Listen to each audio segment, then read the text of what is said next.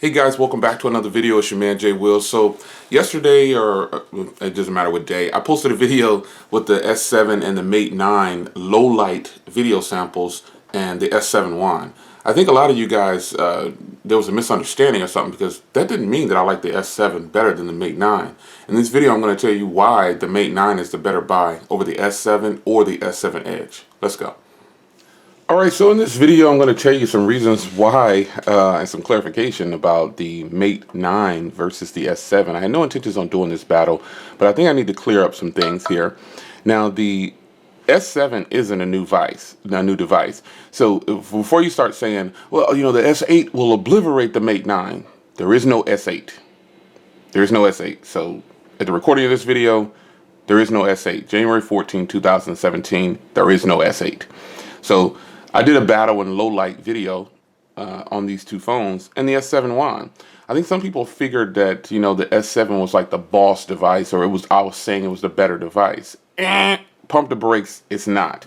I started with the screens to show you why. So I'm going to leave these two photos here for a second and let you kind of get a look at them. I'll even zoom a little bit. Now, mind you, this is a Super AMOLED Quad HD display, and this is a 1080p IPS display. So you've heard a lot of people say, myself included, that the Mate 9 screen can pass for an AMOLED display. It really can.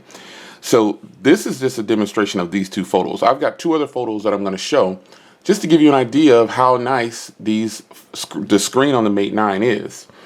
So this is one reason why I prefer the Mate 9 over the S7 or the S7 Edge. This has a better pixel count than the S7 Edge, and it still does not produce the photo any better than the Mate 9. Just take a close look here, and you can see for yourself. It's almost like the screens on the I prefer AMOLED displays. Don't get me wrong, but this phone right here has such a good display. It could really pass for an AMOLED display if you see it in person. So this screen to me is, for one, is 5.9, and this is 5.1. So, you know, hey, that alone is a winner to me. This is kind of like an edge-to-edge. This doesn't have so much an edge-to-edge display, but this one looks like it's edge-to-edge, and it just really does a good job. It really pops for it to be an IPS display. 5.9 over 5.1 any day. So the screens, let me show you some different photos. Now here's where it gets really good. Now look at the detail on here. Look at the detail that's being produced here and here.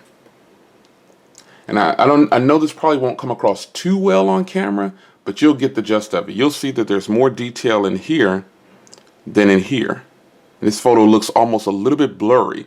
There's no, I got these photos, raw files directly from Google. What you want to do to find these photos is you go to Google, type in HD wallpapers, and then type in images, and you'll see the images that I'm using right now in this video right now. So you can grab another device, go to Google, use the Chrome browser, go to Google, type in HD wallpapers, and then click on images, and you'll see these photos that I'm showing you right here. So I didn't do any kind of photoshopping, no editing, no nothing, straight from Google.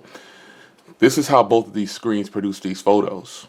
Now the next photo that I show is just going to be mind-blowing. So remember, look at the detail and clarity, and also look at the blacks. So if you're one of those people who think that you need a Quad HD display, you really got to get past that. Look at the blacks, look at the details. You've really got to get past thinking that you need a Quad HD display, because your eyes can't process that kind of detail. This has 577 pixels per inch. This has 373. This picture looks better, at least through my old eyes. I see more detail here than I see here. Now, I took a photo earlier of my Axon 7 and my Z-Max Pro sitting on my desk to give a sample of the photos taken. Now, I did a low light video sample. That was just a low light video sample. That wasn't saying that the S7 did better all around. I just said it did better in low light. So let me see if I can find the photo. No, that's not it. Let me find the photo real quick on both of these. Yeah, here it is on this one. Let me find the photo on this one. It'll be under my camera. So here's the photo here. Now some people are saying, did you turn on Leica and listen, auto mode. I have Leica. Some people are like, did you, when the person said, do you turn on Leica, like there's nothing to turn on.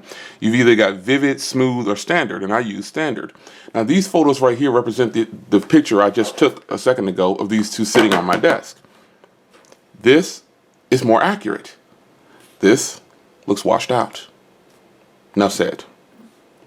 So the cameras on while the cameras on the S7 do fantastic in low light video and low light photos, that doesn't mean that it's the better camera. Please don't misunderstand that. And that's one reason why I like this phone better. Now looking at the screens, this is 5.9, this is 5.1. This is a much better looking display in person. The video probably doesn't do it any justice. But in this particular photo right here, you can see on this screen, the blacks do look blacker on this particular phone for the wallpaper. That's honest, it does.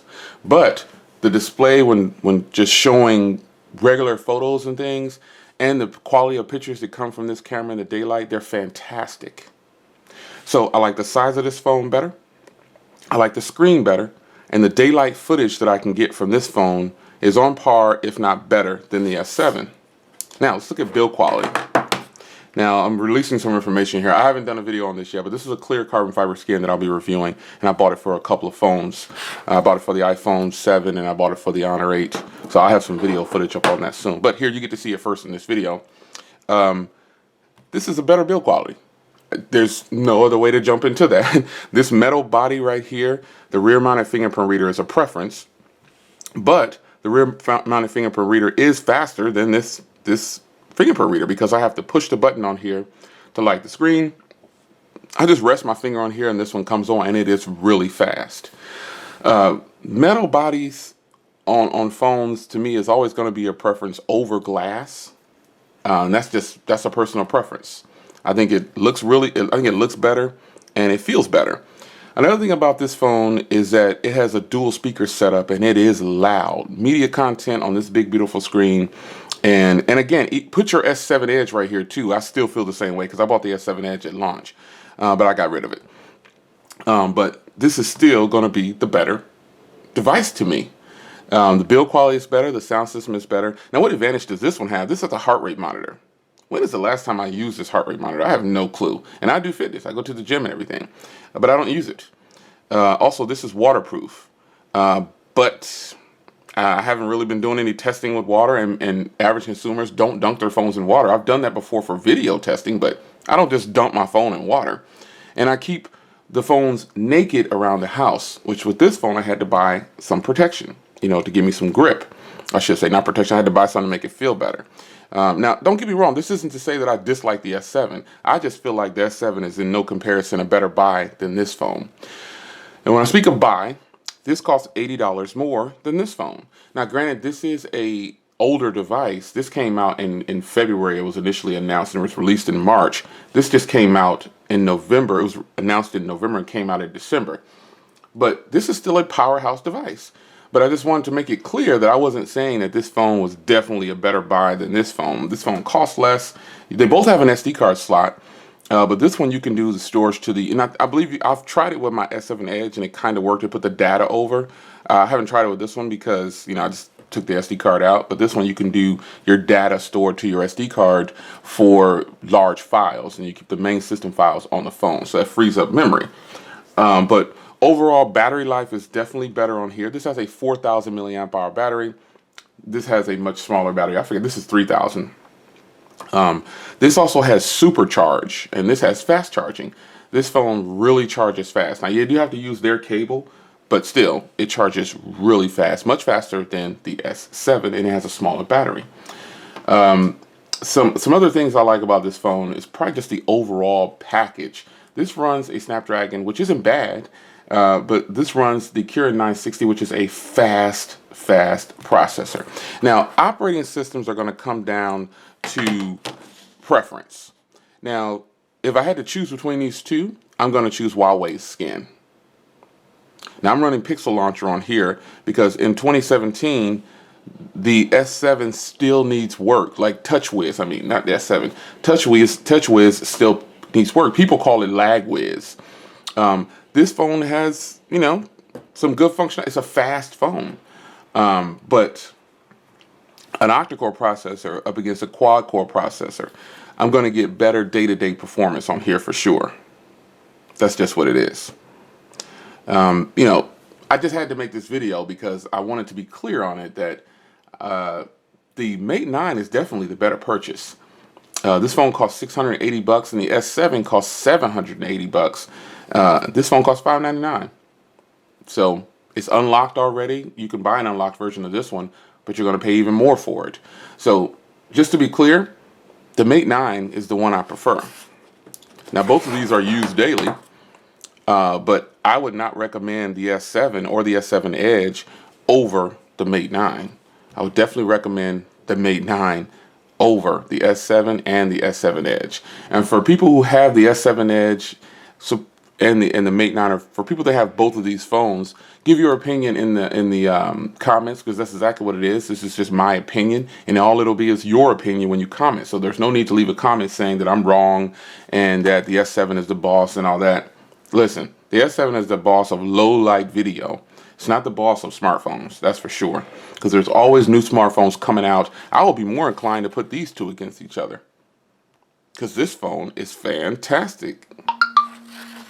So it's your man Jay Will. That's definitely my reasons why I would tell you to buy the Mate 9 over the S7 or the S7 Edge. I could go on, but it's kind of pointless to ramble on about how much I like one phone better than the other. But I definitely will recommend it. So right now, the Mate 9 is kind of like the king on the block when it comes to, because there's nothing new coming out yet that I feel like is even matching it. I'm talking about new products, but this phone still holds its own, don't get me wrong. Rear cameras and front-facing cameras. I actually shot my entire CES footage with this phone, but I would have done it with this one if I had that one.